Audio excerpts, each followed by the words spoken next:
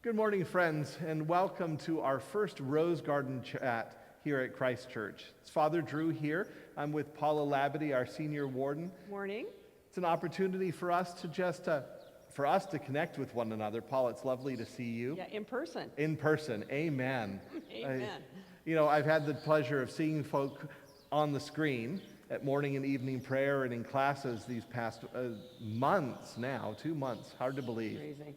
Yeah, but seeing your face, It's great. it's a good thing. It's really good. Yeah. Thank you. So thanks for joining me. Friends, this is a chance for us to connect with one another, but also an opportunity for us to connect with you and to share a bit of what's been going on and what's ahead of us here at Christ Church. And so, welcome again to this Rose Garden chat at Christ Church. Paula, how you doing? Whew. Probably like everybody else, a range of emotions, a range of things going on. Some days anxiety, fleeting, comfort with morning prayer and with Sunday services. I'm thankful I have a hobby, so I have a way to creatively express myself because that has really been helpful. And then every day I look for creative beauty from Mother Nature to say, you know what is gorgeous today? And I take a picture of it. What'd you take a picture of today? I took a picture of the crabapple snow. This beautiful fuchsia color, actually. It's gorgeous. Yeah. Yeah. And I've taken pictures of fruit and flowers and all kinds of things. Gotcha. How about for you? Well, much the same. It's been a time we've learned a lot as a family. Being together with Sam, Catherine, and Jessica for 2 months straight, basically only seeing one another. That's Learning a hard lot parent work. It is hard parent work, and God bless Jessica, who's bearing the brunt of it, as most mothers are, no doubt, in our community and throughout Detroit. We learned a lot about church, I think, too, candidly. Worshiping virtually as we are, I think is really tough. I hope we're doing it well. I think You're we are. doing it very well. I'm so thankful that the kids and Jessica are able to participate because hearing the words I grew up with for the morning prayer is a nice change of pace for me. I think it makes me think differently about the words. Yeah. Instead of being on maybe remote with the Eucharist some minutes during a service, this is a nice change. Yeah. But it's been so easy to connect. You guys have done a wonderful job, and the staff, in making that happen in a short amount of time. It's very comforting. Yeah, well, I'm grateful for that. And I'm immensely grateful for Joseph and Scott, who really worked to make that happen, to figure out how we could choreograph and capture, candidly, our services as, I think, seamlessly as we did. I was really proud of them for that. But I think it's tough.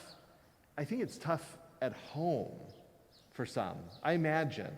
We're so used to worshiping as a community. Well, and we all miss our church family. No doubt. That's part of the beauty of being a Christian community, is the community. Exactly.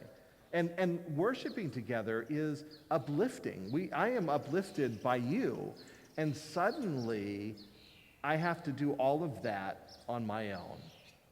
I just imagine for some, and understandably so, that the virtual worship, maybe it's a fad that's maybe wearing off for some. Well, I think for some it's going to be really a lifetime that we'll probably always have to do it at some form. Well, actually, we're looking at that. We just had some contractors in to look at how we can capture a live service well. So we're looking at making that an investment actually over the next couple of weeks. But I want to know when we're going to be live, because we're all Don't we anxious all? to be live, Yes. and share together, Yes. and be together again. I mean, we crave human contact. So Yeah. when do you think that's going to happen? Don't know. That much I can say for sure. With Governor Whitmer's recent extension of the stay-at-home until June 12th, I can assure you that our first Sunday will be after that. So we're now planning for June 14th in the That'd be great. hopes that June 14th we can come back together in some way. But I'd be surprised if it was that soon, candidly. And I'm sure being a healthcare provider, I know we have to worry about cleansing and cleaning and personal protection. Yep. And preparing the church. How is that happening? Well, a couple of things. You nailed all the pieces. We have been working with our contractor, our cleaning service, to develop a cleaning protocol. Good. We have a hospital-grade sanitation protocol in place, both Wow. that will begin with the first stages, because of what's available for us to get right now, will be a personnel wiping pews and contact services. But we'll be moving to an aerosolized, electrostatic distribution of a disinfectant in the coming weeks, as soon as we can get the material and the equipment, so that an individual, a sexton or two sextons, can sanitize the entire nave in about 15 minutes. That's incredible. I should say, actually, it's a half an hour. But I can imagine the things that people would touch to be contaminated, such as the hymnals, the bulletins, the pew covers, the kneelers, those things. I can imagine we're not going to have the same thing. You're exactly right. Cushions, kneelers, hymnals, and prayer books and Bibles have all been removed from the church already. We're also working on a social distancing practice or protocol. We expect that everyone will be asked to enter through the parking lot doors. With a mask on. With a mask on. We will have masks here for those who don't. We'll only be permitted to have 50 people in worship at a time. So I expect that we'll have a registration, a kind of a registration system in place, so that you can know that you have a seat in the church. Those that need the elevator will use the elevator and come in through the transept. Those that don't will queue down the cloister and come up from the back of the church.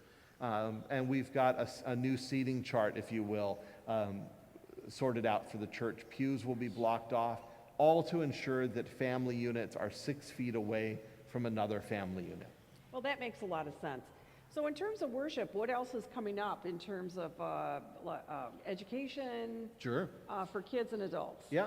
So we're continuing online opportunities. We're going to have to continue that for formation as well as parish life for the foreseeable future. The sad part. It is a sad part. But I've got a hopeful thing I'll share in a moment. So formation is going to continue. We've got our Sunday class, our Friday class. Father Ron and Father Walter are working on the May Magnificat that will be offered on the 30th, so just a week from today, next week, Saturday evening. So virtual experiences for us to come together, both as a community and for formation. And those are nice to have a variety of things that you've worked on so hard. We're trying. Share. Yeah, it's great. And Holly is continuing programming for our kids. One of the things she's working on for the summer is a modified children's chapel. In particular, an offering that families can do at home as a family unit. So maybe if you wake up and it's a chaotic morning, it's something you can go and do outside with your family for a few minutes. To find something beautiful and to give thanks and to realize that God's part of your family and part of your day. And everywhere. Everywhere, exactly. Yeah. So it's making us rethink how we do church and formation today. Well, we're glad that you've done so much to keep us together. Well, we're glad to have the opportunity that Christ Church provides. I wonder how other churches are able to do this. We're very grateful for the opportunities that Christ Church provides us. We've been extremely grateful that the bishop has allowed me and Jessica, Sam, and Catherine to come and lead worship from the nave. Not all churches have been able to do that, so a lot to give thanks for. I mentioned one idea that's ahead of us that I want to capture. Do tell. We realize that it's probably going to be a long time before we as a community can come together in the church. But we may be able to come together sooner outside. So a couple of things. We're looking at offering some of our summer services out here in the Rose Garden or on the front lawn. A way to just be outside, maybe have a few more of us in worship than we could have on a Sunday morning inside. That would be terrific. I would love it, especially on Yeah. a day like this. But then at some point, just having a grand parish picnic out here, we'll rope it off so everybody can be 6 feet apart, but that we can just see one another again.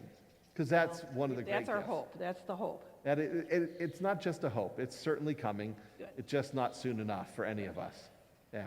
Well, it was great to see you and talk to you about all the exciting things that are forthcoming. Yeah, it's great to see you. And friends, it's great to be with all of you. I hope that you know how much your community of Christ Church cares for you. From our wellness check callers, our champions who are reaching out to you, to those who are sewing masks for you to make sure that you can be safe when you head to the store, or those that are willing to go to the store for you if you're anxious. Know that you've got a community of care and affection here, praying for you, waiting to see you again. I look forward to seeing you, as does the entire community of Christ Church. It's good to be with you, and thank you for joining us this morning. Amen. Amen. Paula, thanks for being with me. Thank you. Yeah.